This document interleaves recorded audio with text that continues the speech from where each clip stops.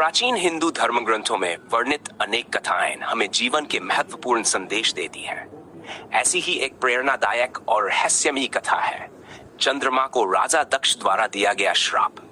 ये कथा न केवल चंद्रमा के घटने बढ़ने कलाओं के रहस्य को समझाती है, बल्कि ईर्ष्या, अहंकार, न्याय और क्षमा जैसे गहरे भावों को भी उजागर करती है। कथा की पृष्ठभूमि चंद्रमा, जिसे सोम, शिशि, इंदु और निशाकर जैसे अनेक नामों से जाना जाता है, देवताओं में अत्यंत सुंदर और तेजस्वी माना गया है। वह आकाश में रात्रि का सौंदर्य बढ़ाने वाला है, औषधियों का स्वामी है और ऋषियों द्वारा पूजा जाता है। उसके प्रकाश से धरती पर शांति और शीतलता फैलती है। चंद्रमा ब्रह्मा के मानस पुत्र अत्रि ऋषि और उनकी पत्नी अनसुया के पुत्र थे। दूसरी ओर दक्ष प्रजापति ब्रह्मा जी के मानस पुत्र और सृष्टि के प्रजापति थे। उनका विवाह पंजन्या की कन्या प्रसूति से हुआ था। दक्ष की वसुसद कन्याएं थी जिन्हें उन्होंने चंद्रमा को विवाह में दे दिया था। ये वसुसद कन्याएं नक्षत्रों का प्रतीक थी, जिन्हें आज भी ज्योतिष में इसमें 7 नक्षत्रों के रूप में जाना जाता है। विवाह और पक्षपात की शुरुआत चंद्रमा ने इन सभी दिव्यसेवित कन्याओं से विवाह किया, लेकिन धीरे धीरे उनका झुकाव केवल एक ही पत्नी रोहिणी की ओर अधिक हो गया। रोहिणी अत्यंत सुंदर और चंद्रमा की प्रिय थी। चंद्रमा अधिकतर समय उसी के साथ बिताते और बाकी दाजी सेक्स पत्नियों की उपेक्षा करते। यह व्यवहार उन सभी बहनों को अत्यंत दुखदायी लगता। वे बार बार अपने पिता दक्ष के पास जाकर शिकायत करती कि चंद्रमा केवल रोहिणी को ही स्नेह देता है और शेष को अनदेखा करता है।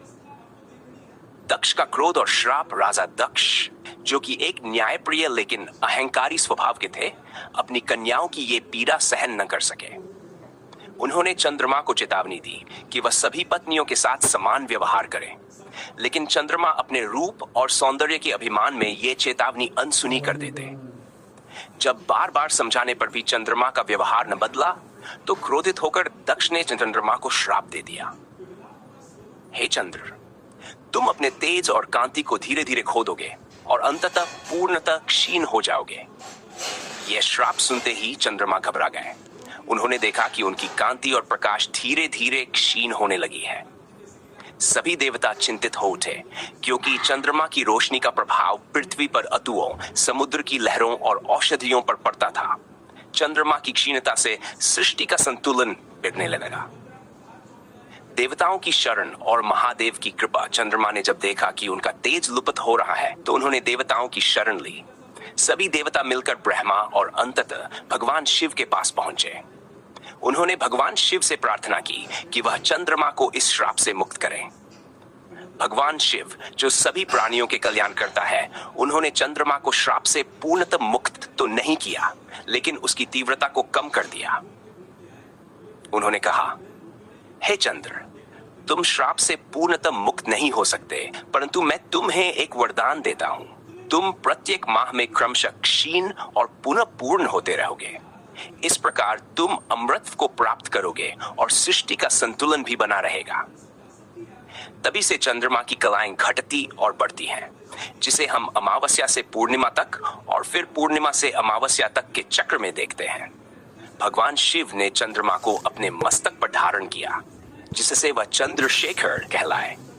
शिव के मस्तक पर चंद्रमा का स्थान चंद्रमा के लिए एक दिव्य सम्मान बन गया और उनका महत्व और भी बढ़ गया।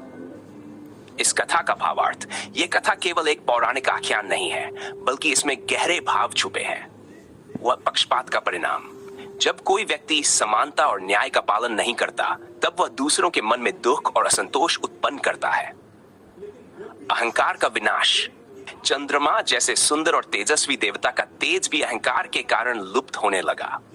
यह दर्शाता है कि अहंकार किसी को भी पतन की ओर ले जा सकता है। 3. श्राप और वरदान का संतुलन। दक्ष का श्राप और शिव का वरदान ये दर्शाते हैं कि जीवन में संतुलन आवश्यक है। हर कठोर परिस्थिति में भी कोई न कोई समाधान और कृपा संभव है। सैर, शिव की करुणा। भगवान शिव का ये कार्य यह भी सिद्ध करता है कि वह सभी के दुखों का निवारण करते हैं और संहार के साथ साथ कल्याण के भी देवता है। निष्कर्ष, चंद्रमा को राजा दक्ष द्वारा दिया गया श्राप केवल एक कथा नहीं, बल्कि एक जीवन दर्शन है। ये बताती है कि जब कोई अपने कर्तव्यों और मर्यादाओं का पालन नहीं करता, तब उसे दंड मिलता है। किंतु अगर वह पश्चाताप करता है और ईश्वर की शरण में जाता है तो उसे पुनः अवसर भी मिलता है। आज भी हम चंद्रमा की कलाओं को देखकर ये याद कर सकते हैं कि जीवन में उतार चढ़ाव आते हैं, परंतु धैर्य और भक्ति से हम पुनः अपने तेज और सम्मान को प्राप्त कर सकते हैं।